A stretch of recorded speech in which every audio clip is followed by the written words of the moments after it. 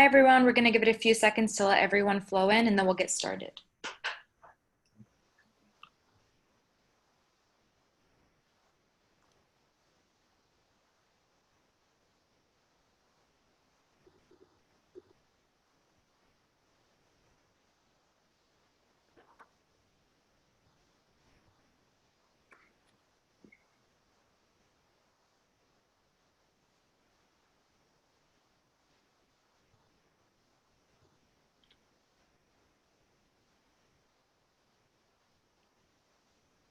Hi and welcome to our Restaurant Rapid Recovery webinar. A little housekeeping before we begin. Everyone is muted during the webinar. All webinars are recorded and sent to all attendees after the webinar is concluded along with a copy of the slides and a resource guide. There will be a Q&A at the end of the presentation today, but please feel free to ask questions during the webinar by clicking on the Q&A box at the bottom of your screen. Once the presentation concludes, I will ask the questions presented in the Q&A box. This scenario is a little bit different. We will be going through specific scenarios with you guys. So if you guys ask your questions in the Q&A box and we want to know more, I will unmute you and allow you to speak, and we will go through your issues step by step. However, please know that you should not use any profanity or say anything discriminating during this call, or I will kick you out. We may not get to everyone's questions, but we will do our best. And if we don't get to your questions, please call 800-616-7232. And I will also put this number in the chat box. Over to you, Greg. Good morning, everyone. Thank you for joining us.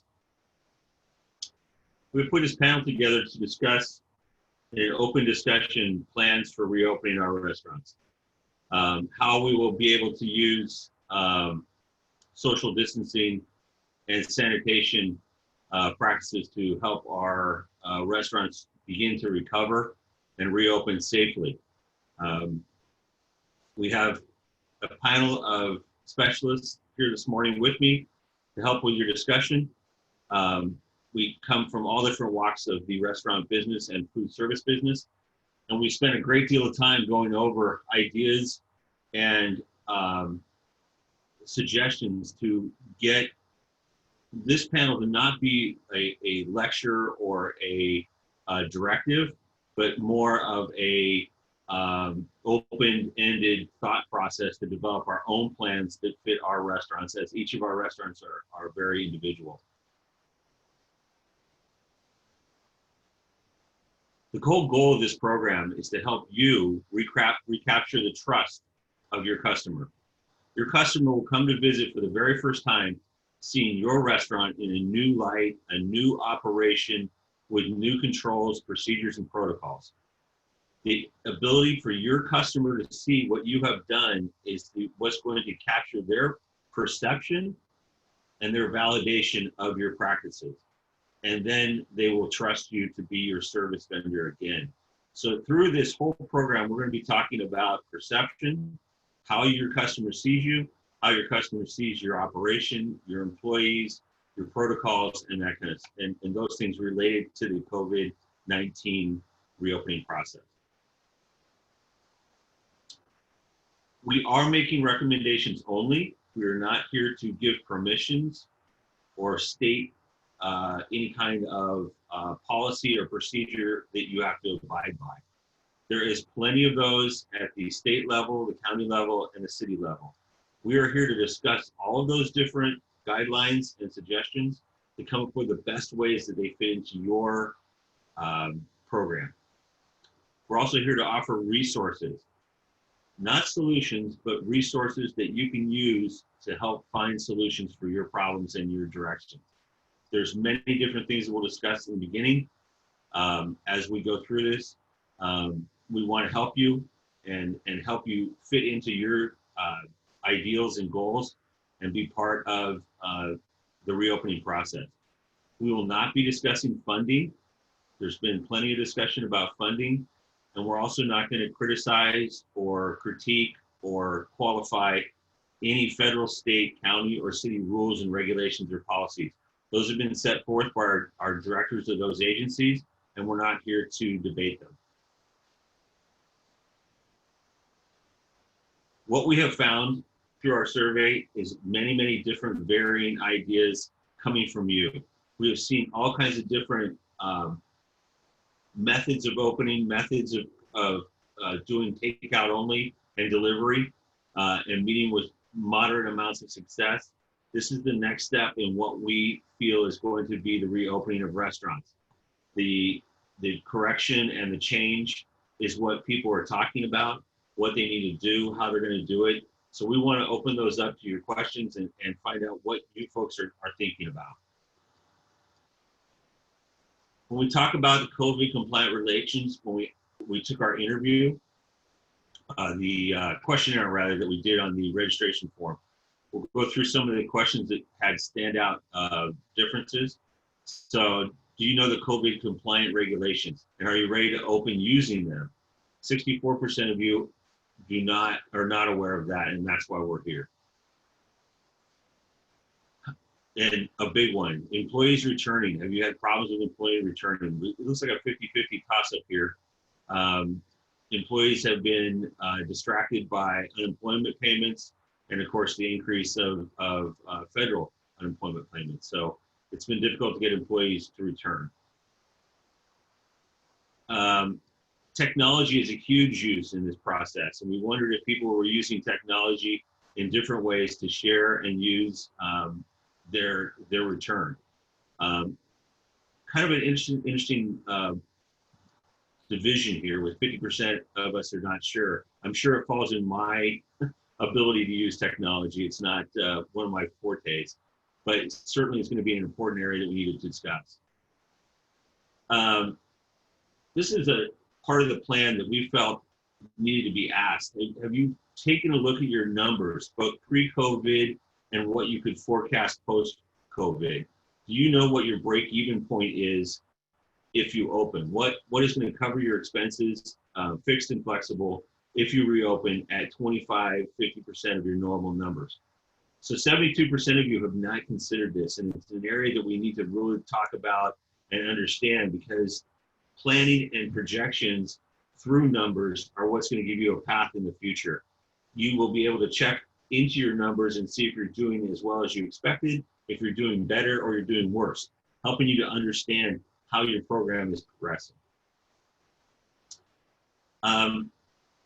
This is one of the things that we probably didn't think about, but we came to the paradigm shift when many of the agencies, state and city and local, were coming out with, there must be somebody on premise who knows the guidelines and knows the ideas and the policies to be able to help direct customers and direct employees to stay within the guidelines. So 52% of you, almost an even break, don't have somebody that it's informed to run the shift. That's going to be a manager. It's going to be an ambassador. It's going to be somebody who can present your brand with customer service and be able to softly correct. We don't want a bouncer. We don't want a security guard or somebody like that in that kind of a nature. We want somebody that is inviting but corrective. Excuse me, before you enter, you need to put on a mask. If you don't have one, we'll provide it for you. Something like that. We've also come to the conclusion of 3 different types of customers. We were talking about reopening our brand and talking about our customer trusting us again. We've noticed that this operation is going to be a completely different operation than what you did before. Tables are going to be cleared, distancing is going to be observed, people are wearing masks. It's hard to convey a friendly smile through a mask. But the customers that you're going to receive and be serving are in 3 different categories that we've found. The ambitious and ready, they're knocking on the door, they're already waiting in line to get into your restaurant. These are the people that will lead the way and be the first testers of your operation. The second group is a group that's aware of the situation, and they understand the dangers, they understand the effects, but they're being optimistic about it and they're willing to try it and be aware of social distancing and the policies. The third group is the toughest group you're going to be able to get into. And this is the cautiously waiting group that is almost germophobic. They are waiting to see what other people have done and experienced. There's a very good chance that these people may not come to your restaurant for 3 to 4 weeks after you reopen. This is why your numbers are going to be so important. You're not going to have the same amount of customers that you normally have. We have many resources today that we'll be offering to you. Of course, here at the SBDC is one of your primary resources for questions and answers, and we hope to get to all of those. The progression of this course, we will be meeting every Tuesday at 10 o'clock, and we will refashion our material as everything is changing to the moment. So next Tuesday, we'll have more answers to your questions and talk about some of the hot topics that we've heard in the prior weeks. We have a reopening guide we'll be sending out. We have CDC guidelines, and we have a piece from the National Restaurant Association. I'd like to open up the room for discussion and have my wonderful peers join in at this time. Hannah, do we have any questions? Yes, we do. So I'm going to, do you want to stop sharing your screen so that way everyone can see you guys? There we go. Good morning, And everyone. I'll just hop right in. So please feel free to put all your questions in the Q&A box. The chat box is locked for us to put information for you. So feel free to start flowing those in. Is there any special workers' comp guidance for restaurant employees you would recommend? Worker comp guidance. Wow. A good question. I don't think we have any specific guidelines specific to that yet. I think that's something we need to look into. It's a very good question. It has been discussed at the state level for California that contraction of COVID-19 from an employee will not constitute a workman's comp claim. They can go out on unemployment, workers' comp, infected with COVID, they would still retain their job and they would still get paid. But the claim against workman's comp for contraction of COVID has not been set down to my knowledge, Bill. I haven't seen. Not yet, no. But I think that's about that. that's It's an extreme concern, and I can imagine that you would be concerned about that because all of your employees, including yourself, are putting yourself at risk to be seeing this many people. So the protections that you put in place for your employees have to be adhered to and have to be very concise. This is why I think that most of you should include in your training, when you're rather in your plan, when you're setting up your plan of attack. I think there should be some very serious training sessions in your restaurant that hand out materials about the COVID virus, about the transmission of the virus, and how your operation is going to comply with those protections. Is it illegal or is it legal for us to scan someone's temperature? Can I refuse service if someone refuses their temperature to be taken? Yeah. Well, I know it is a good best practice for you to have your staff be temperature tested. There's nothing that says you cannot legally have people testing their temperature as they come in. I think that's basically a policy that each restaurant has to decide and what their practice is going to be. And then if that is, you have to stick with it throughout the whole course of the process of letting people in. And if you have signs that say you will have your temperature taken upon entering the restaurant that you're in, then you have to adhere to that. And if you don't want to adhere to it, then you don't get to go in. And I think you have to be firm with your policy that you put in place for your restaurant and stick with it and not let anybody in if they have a temperature. I know for sure I would recommend having your staff tested and have a clear plan on how you're going to have your tested and have it documented that they are testing and that makes sure the same persons are testing them so it's consistent across the boards. if I could add, there's several that I've talked to. They are going to require the employees go through that process upon entry into the facility. Others, I think it's up to them whether or not they want to make it a policy, as Mark was alluding to, if they want to take that extra step with the thermometer. Some are going to, And in fact, a number of the customers are absolutely thrilled to see that, because one of the things, excuse me, we've learned from all of the different discussions we've had is this is all about sending out a message to your customers that you can trust us. Come back. We've taken all the necessary steps to make this a safe environment for you. And all these steps that you're seeing in terms of like the thermometer, we're doing this for you, for your safety. And I think in a lot of cases, restaurants are going to have assigned employees that are going to act like an ambassador. Exactly. And be at that front door to comfort the customer when they come in, share with them the changes, let them see what's going on in their facilities, do the temperature number if that's what they choose to do, talk about the distancing, and just make them feel as comfortable as possible that all the necessary steps have been taken to make it a good experience. Yeah, and I'll just add one quick thing to that is that on testing your employees, because you get the policy and protocol testing your employees, it will keep your employees from coming in when they're sick. Because if they know they're going to get tested, the odds of them staying home when they have a fever are going to be really good. They're going to stay home. Yeah, and if I can say, if you're going to start checking temperatures on anybody walking in, you check every single person. You don't skip, because that's going to open up to a whole other legal issue. And you're going to start hearing people say, well, how come you checked his and not mine, or vice versa. You also have to make sure you have these policies in place and you're adhering to it at all times. And you're gonna, you have the other part of that question was, you have the right to refuse service to anyone. California law states you have that right, but you want to make sure you're doing everything the right way, because again, like everybody's saying, you're welcoming people back in. Yep.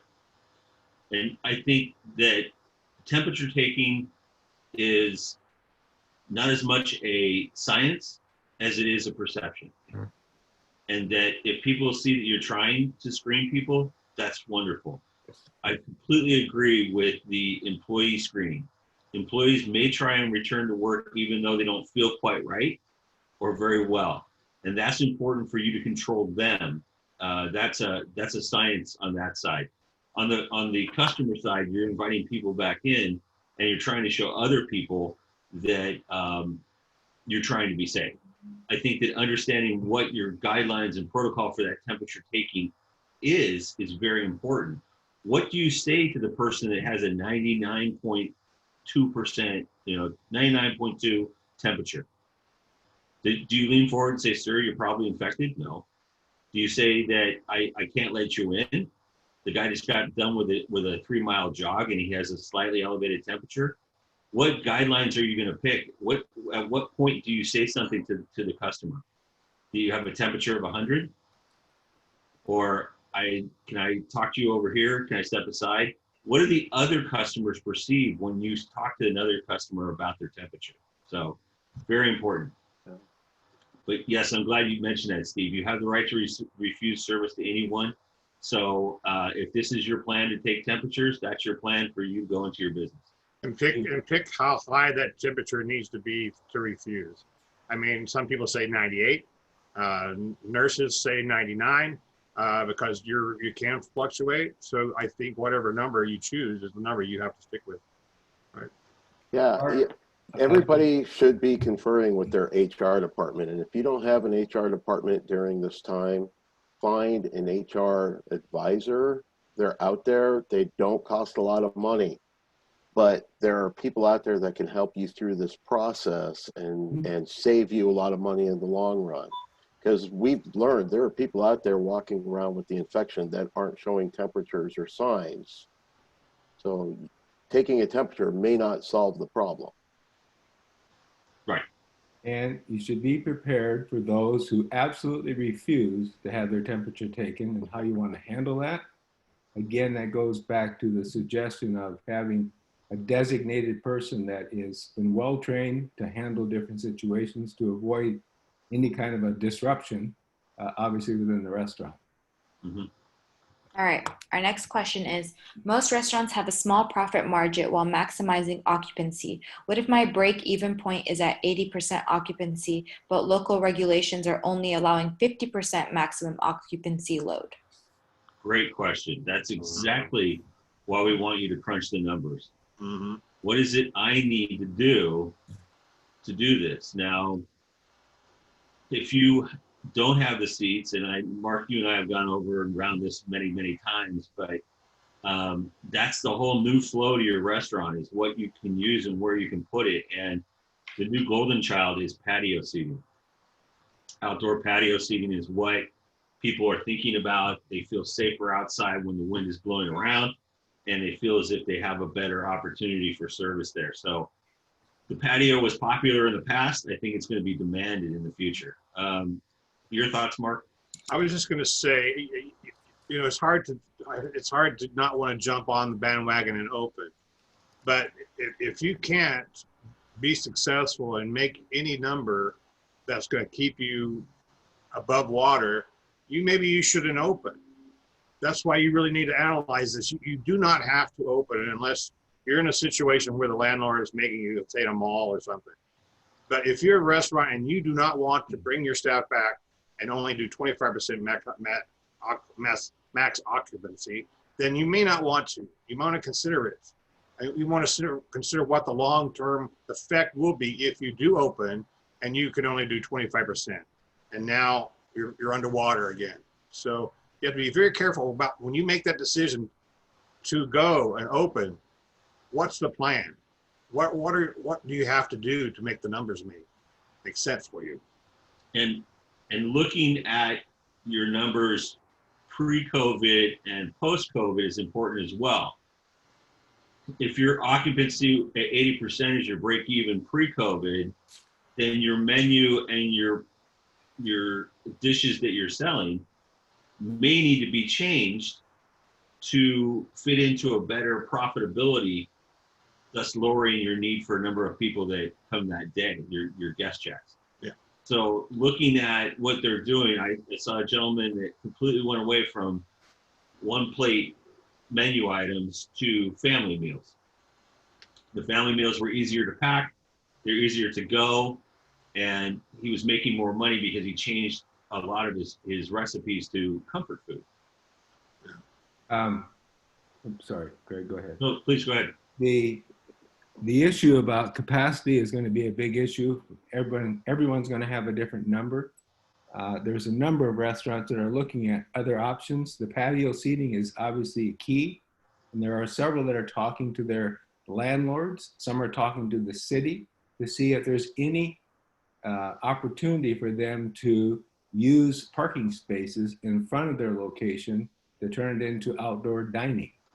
In fact, in Laguna Beach, one of the main streets there called Forest, I think it's Forest Avenue, the city council is voting this week to release that for no parking and turn it into outdoor dining, which if that's even an option for any of you, certainly we want to pursue that because it could be one of your solutions to get your percentages back up. Exactly. There's a question also on how often we wipe the door and the doorknobs. Oh, let's talk about that. Yeah. Yeah, so there's a couple questions. So how often should I re-wipe the doorknobs? Do I need to re-wipe the menus every single time someone touches it, or is it the end of the day enough? Let's talk about germs. Yeah, I think I'll take the menu part. Okay. I think that if you have a menu that's laminated and that you use the laminated menus, you're going to have to wipe those down every single time they go to a table. We are recommending that you get disposable menus, or you develop a system of contactless ordering where you can order through your phone, but right to the restaurant itself. Any way that you can take something away that's going to be handled by a bunch of people is the wise thing here. So giving the same menu to the customer again, it's going to be a pain because you have to clean every single one of them if you have laminated menus. So I don't recommend that. I recommend going to a paper menu that you can just throw away after It goes to the table, and I think that's the best way to handle that. In terms of the cleaning the handles all the time, Yeah. Yeah. all the Yeah. time.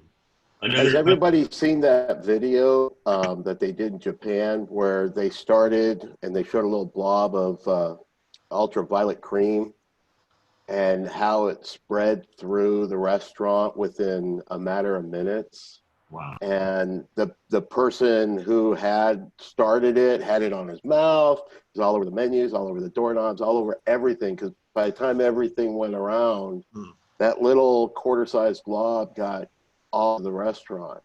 Well, that's what Mark's saying is that's what's going to happen.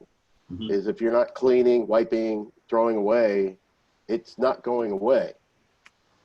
You know, there was a question about money too. I saw on there about handling money. You can't clean really money, but you can clean your hands. You know, that's why bartenders next to the POS systems, you guys should, everybody should have hand sanitizer and always sanitizing your hands after handling money.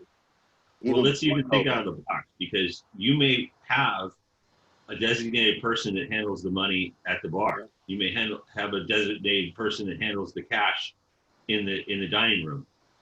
We want to look at contact reduction. Anything that can reduce a contact. By leaving your front doors open, they don't have to touch the doorknob.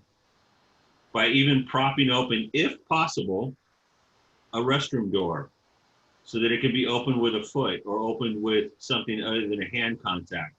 This is how we prevent those spreading, Steve, that you were talking about.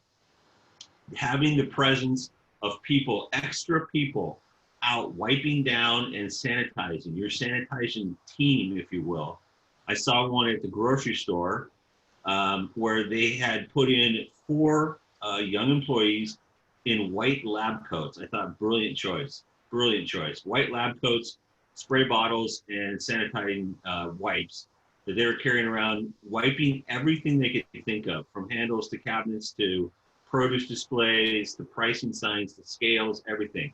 The presence of them having those people out there cleaning was wonderful. I thought it was great. I think you could also have a lot of have as many of those portable stands that have sanitizers on them for every entrance and exit of the restaurant and outside of the restrooms as well, to get people are already used to using sanitizer all the time.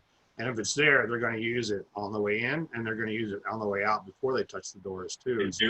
And very publicly, very seen, very viewed.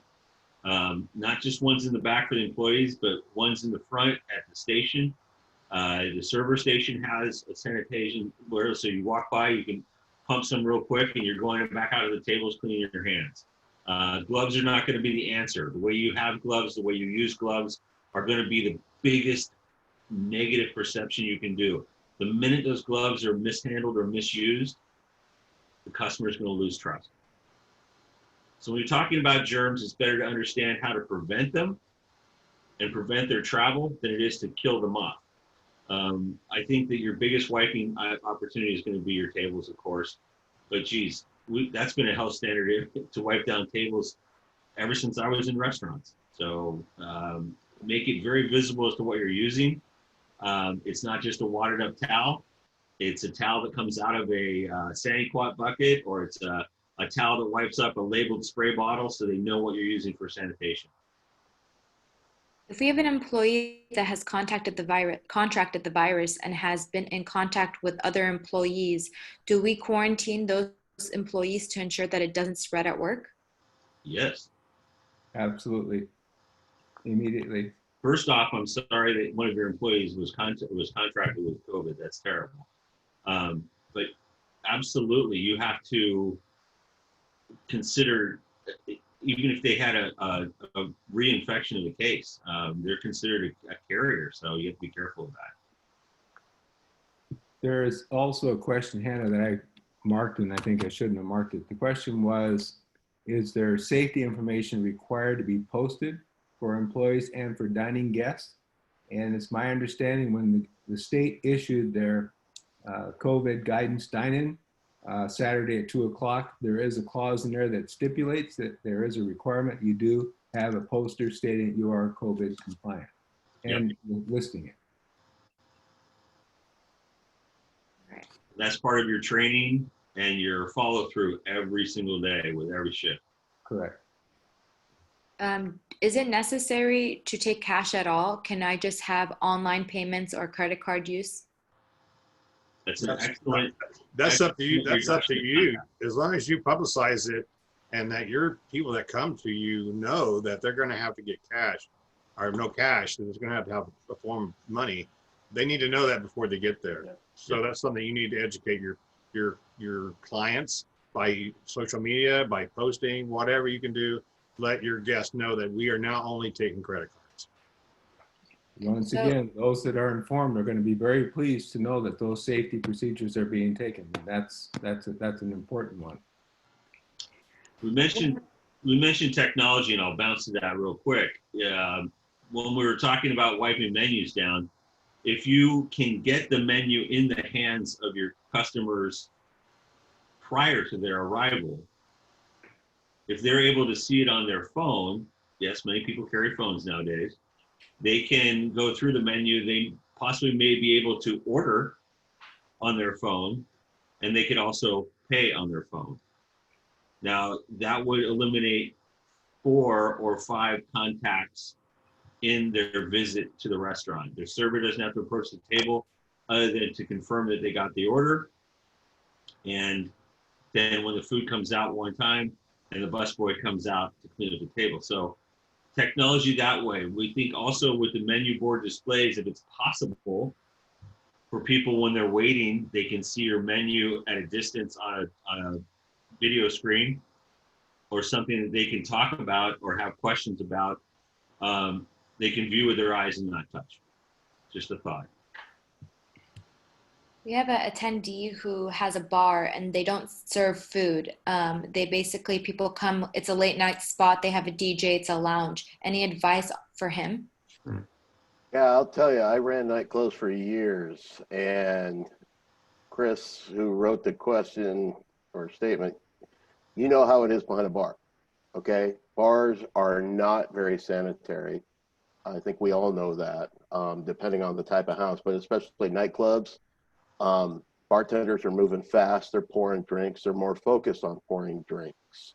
They're more focused on ringing it in and locking up their tip. They've got to slow down. They've got to take time. They've got to sanitize. You've got to check if you're using a 3-sink glass washer. You've got to check that water every 30 minutes. You've got to have sanitation tubs back there. You've got to use towels that are clean. Most bars and nightclubs aren't doing that. And I think we all know that to be true. As much as we hate to accept it, it's true. Bartenders are not trained, and they don't seem to go through as much as food servers do when it comes to safety and sanitation. I think you have to take more steps than restaurants and really focus on training and making sure your bartenders know what they're doing when it comes to safety and sanitation. Especially look at glassware. I think plastic straws are making a comeback. You know, it took a pandemic to, I think we were talking about this in a meeting, it took a pandemic to bring plastic back. Well, I mean, it's just, you got to look at what's going to work best. There are programs out there, there's stainless steel straws. You can sell those. You can make money off of them. You can use them as swag, whatever, but look at different opportunities to keep your bars clean and safe and let people know. The hardest part, though, for you is going to be able to socially distance your guests from each other in a bar. That's going to be the toughest thing you have to do. I mean, you can't do 2 bar stools between each person. If you're together, you can put 2 together, but you know, you're going to have a flow in the bar where people are able to distance themselves, where they're at least 6 feet apart, and that's going to be difficult in a bar.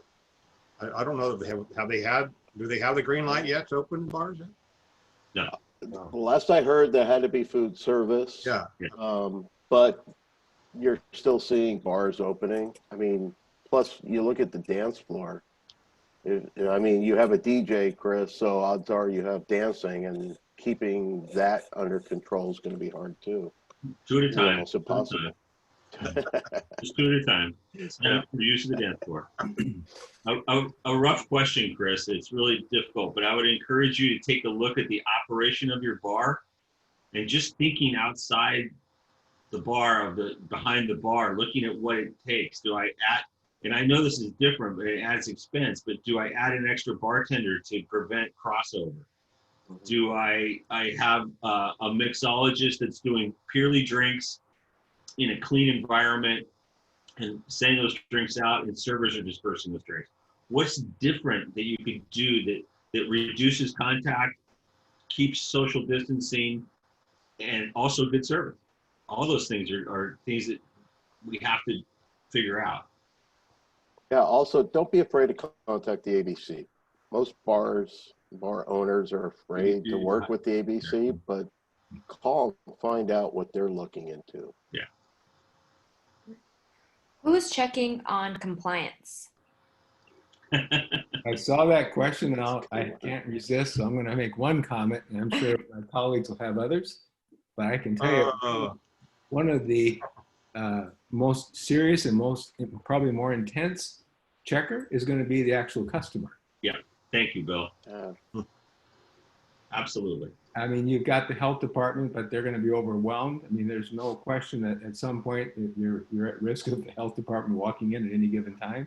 But if I was the restaurateur right now, I would be more concerned about making sure I'm satisfying the customer, because that's going to be the first one that's going to complain.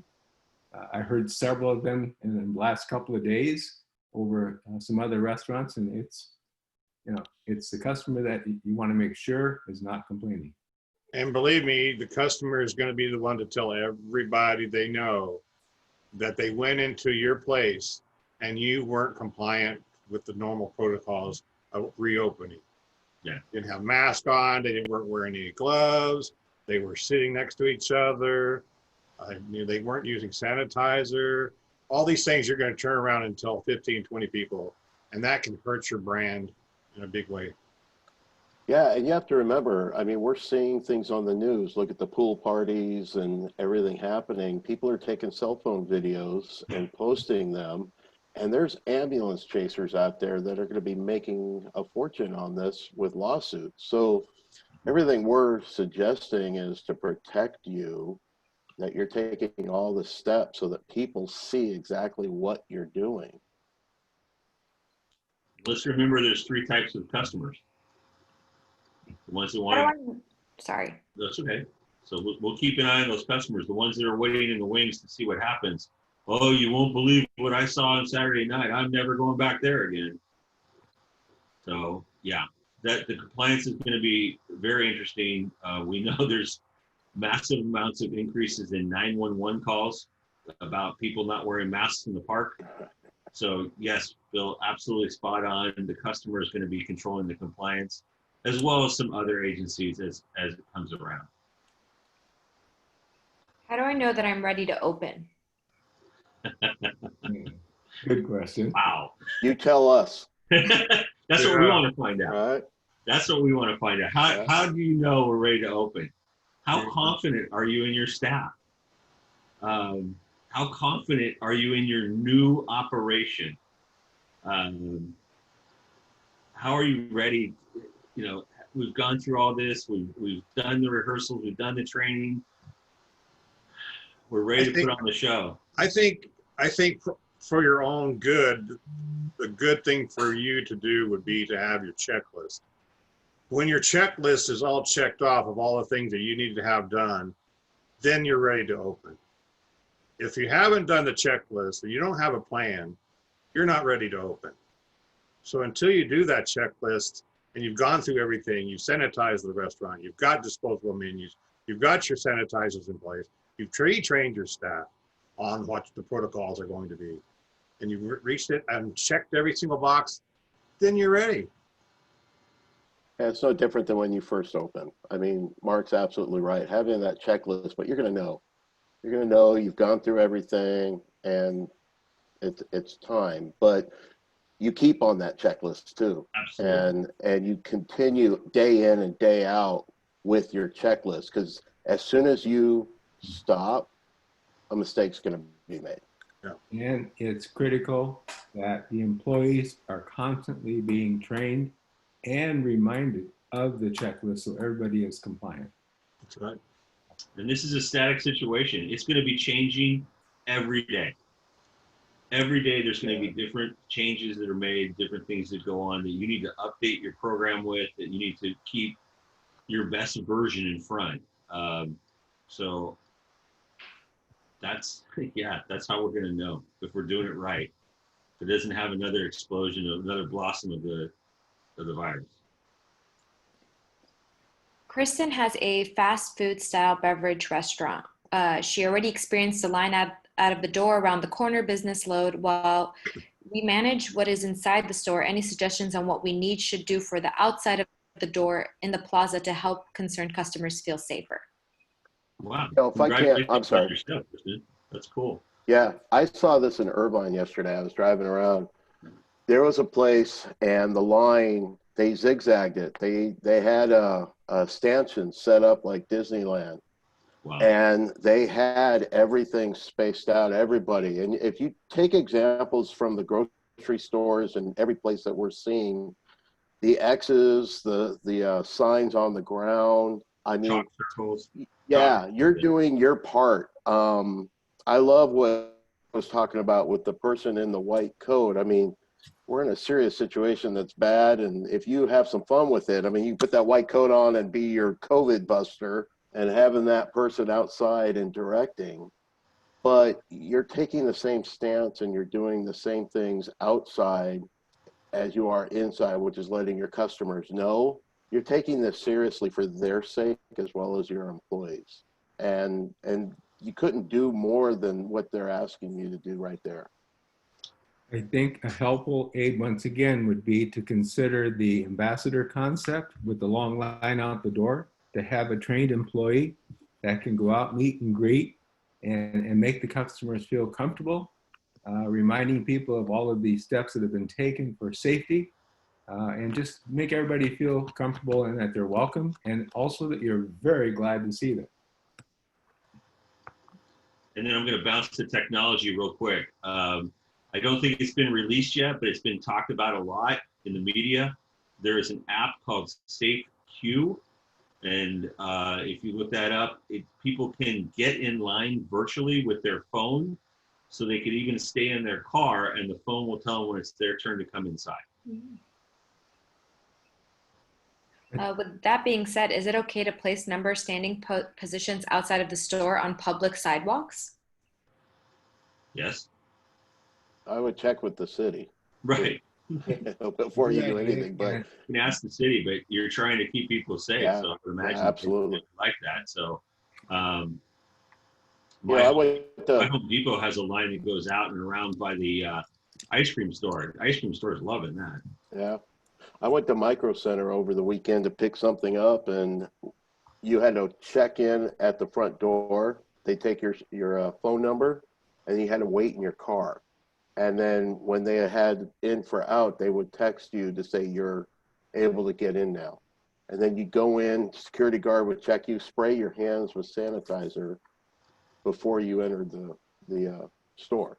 And a great Yeah. presence, a great Exactly. view. Exactly.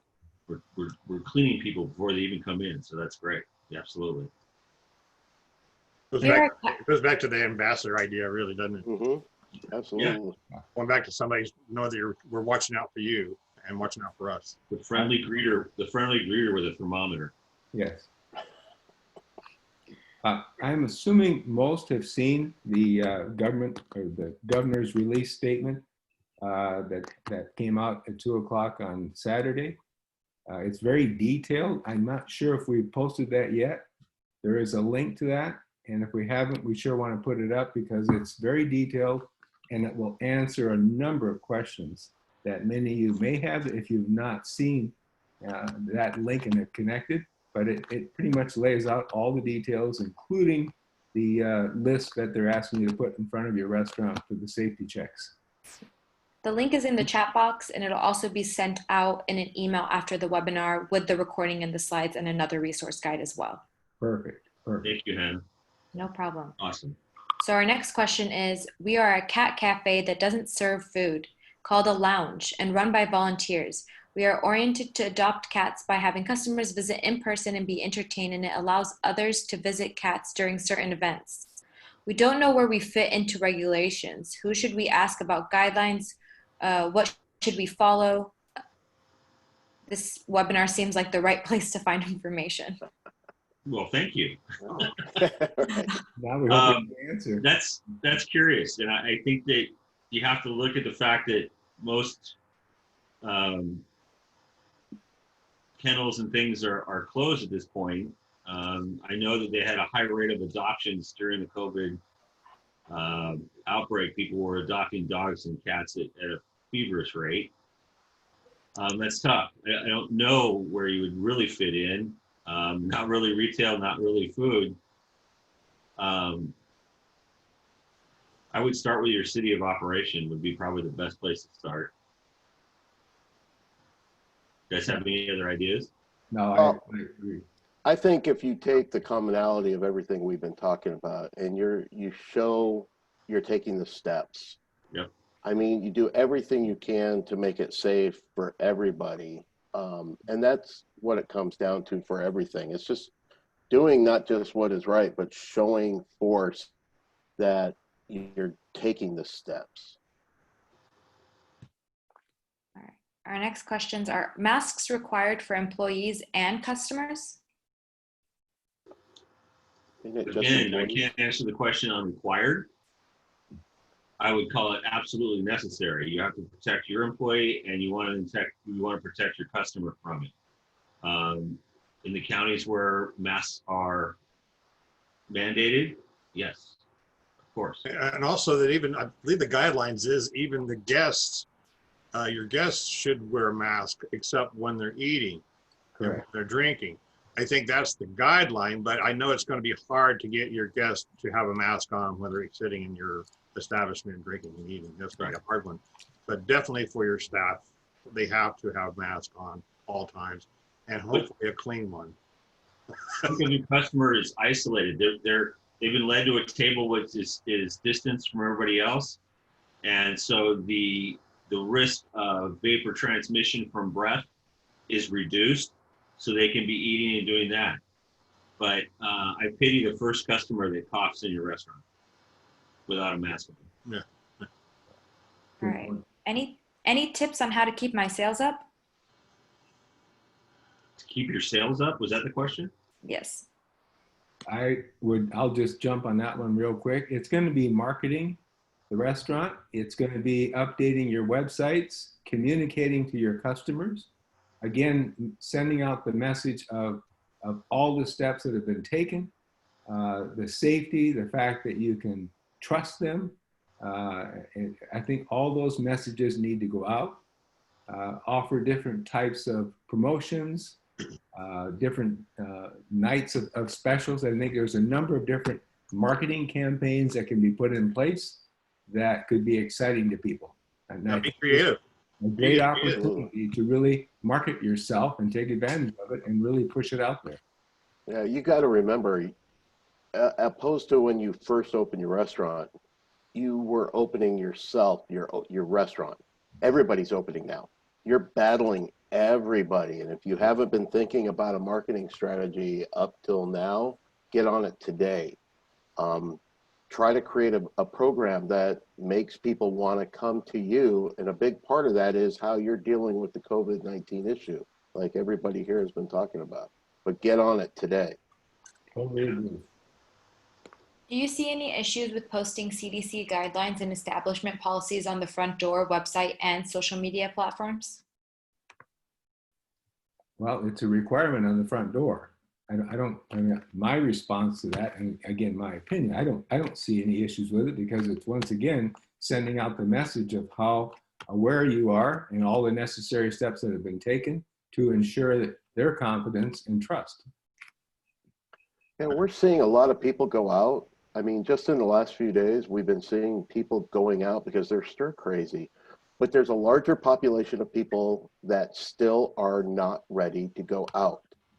And they want to see what's being done because there's that percentage of people that know what's coming in the next 2 to 3 weeks. they want to see what's happening before they take that chance. I'm gonna go back to Drucker management. Drucker decades ago said, if you post a sign and nobody reads it, you haven't trained anybody. Yeah. If you train somebody and they train another person, you've trained two people, and now you have two trainers. Having signs posted does not take the place of instruction and demonstration and modeling. I don't see an issue of posting CDC. That just tells the customer that you're completely aware of where the CDC requirements are, and that you've read through them and you've taken the time to post them on your glass. It's not a directive to your customers that would take the place of your ambassadors we've been talking about, or the person that's taking temperatures or whatever. It's another sign that probably wouldn't be read by more than a third of your customers. I know that I see those signs and I can't read without my glasses on. So having people that are there, that you have a sign out that says we're requiring masks and we're requiring your temperature taken, is a display of your plan and your measures that you've taken, rather than just posting CDC requirements. I think you should use CDC requirements in making your plan? Absolutely. All right, those are all the questions I have. Wow. Right. And we're right on time, Bill. Wow. Perfect. Look at that. Pretty good. So as an overview, I've really enjoyed these questions. We have a record of them. We're going to go through. If we missed any, we'll get to those. I'm hearing a lot of ideas that you guys are starting your plans and that kind of stuff. So we're going to continue next week talking about, I'd like to talk about the overview again, the looking at your costs, looking at your projections, and places where you can consider that. I'd like to talk about menu. Mark and I and Steve and everybody can talk about different menu ideas, and we can probably get some information from Bill about supply chain and looking at what we might have problems with, and if we talk to our vendors and that kind of thing. So continue to develop your questions for next Tuesday, and we'll look forward to seeing you then. And if I may, one quick closing comment is follow the state mandate rules, become COVID compliant with your employees, get the restaurant open, start going back into business again. There's going to be mistakes made. No one's going to be perfect. The goal is to get the message out there to the customers that they can trust you. Come on back. Let's get back into business and start having fun again. Yeah. We're going to succeed safely. Absolutely. Absolutely. Amen. Thanks, everybody. Thank you for listening. everyone. Thank you, everyone.